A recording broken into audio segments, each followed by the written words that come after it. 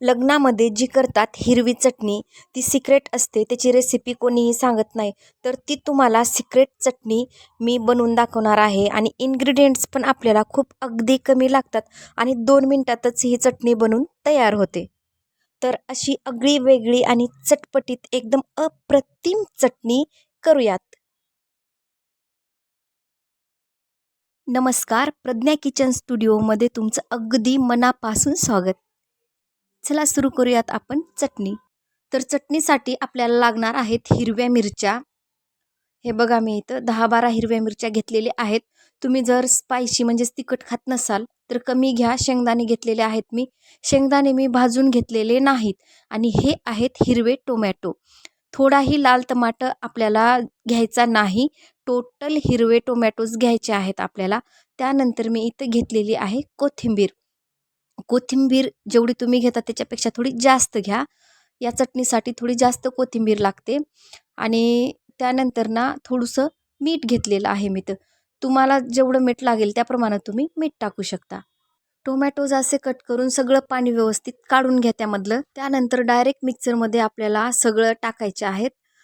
तर जास्त जास्त क्वांटिटी घेतलेली आहे त्यामुळं मी हे जेवढं जेवढं पण घेतलेलं आहे तेवढं अर्धं-अर्धं टाकत आहे.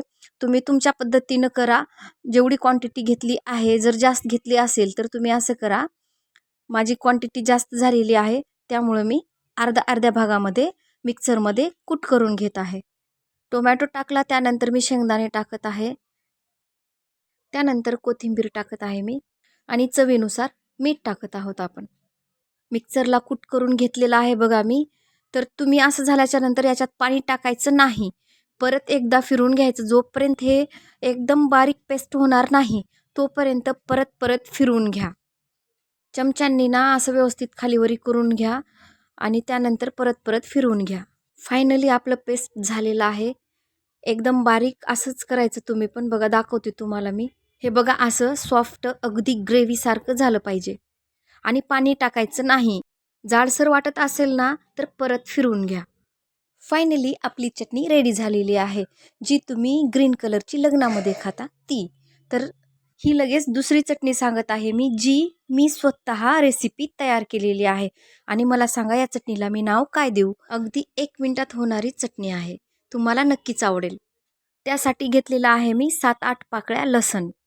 त्या पाकळ्या पूर्णपणे कट करून घेतलेल्या आहेत बघा. अशा प्रकारे कट करून घ्यायचे. त्यानंतर आपल्याला लागणार आहेत मोहऱ्या. जे बारीक गावरान मोहऱ्या असतात ना त्या घेतलेल्या आहेत मी. त्यानंतर लागणार आहे जिरा, चवीनुसार मीठ आणि थोडासा गूळ आणि 2 टेबलस्पून तीळ. चला तर सुरू करूयात चटपटी आणि टेस्टी अप्रतिम अशी आपली दुसरी चटणी. यासाठी बघा तेल गरम करून घ्यायचं. 2 टेबलस्पून मी घेतलेलं आहे तेल. तेल व्यवस्थित गरम होऊ द्या.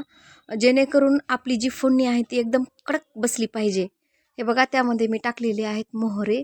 असे व्यवस्थित कडकडू द्या. त्यानंतर जिरे टाकले आहेत बघा मी आता.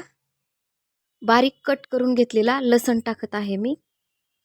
आणि हा लसण एकदम ब्राऊन कलरचा होजेपर्यंत आपल्याला व्यवस्थित कडकडू द्यायचा आहे.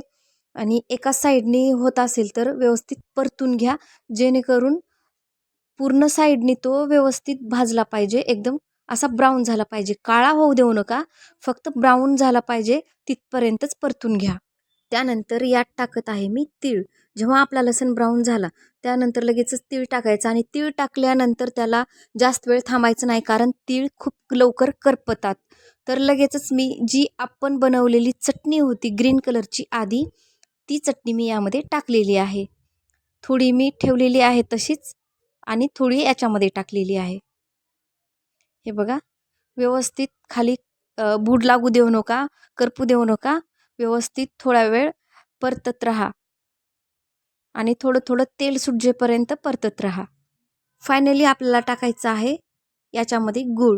गूळ असा बारीक बारीक करून त्यामध्ये टाकून द्या. गूळ तुम्ही कमी जास्त करू शकता. तुम्हाला पाहिजे असेल तेवढा तुम्ही टाका. हे बघा असं परतवत राहा चटणीला.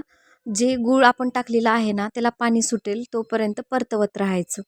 हे बघा थोडं थोडं तेल सुटलेलं आहे आणि गूळ पण आपला पूर्णपणे विरघून गेलेला आहे. वरून थोडी कोथिंबीर टाकली मी. तर आपली चटपटीत अशी एकदम छान अप्रतिम दुसरी चटणी पण झालेली आहे. ही आपली पहिल्याची चटणी जी मी मिक्सरमध्ये केलेली आहे ती. ही पण खूप अप्रतिम होते. करून पहा. केल्याच्या नंतर कमेंटमध्ये नक्की सांगायला विसरू नका. आणि ही दुसरी चटणी ही ना तिखट गोड लागते. खूप छान लागते ही पण. दोन्ही चटणी करून पहा. कमेंट करून सांगायला विसरू नका. लाईक करा, शेअर करा, कमेंट करा, सबस्क्राईब नक्की करा.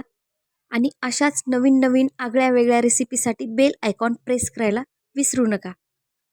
थँक्यू.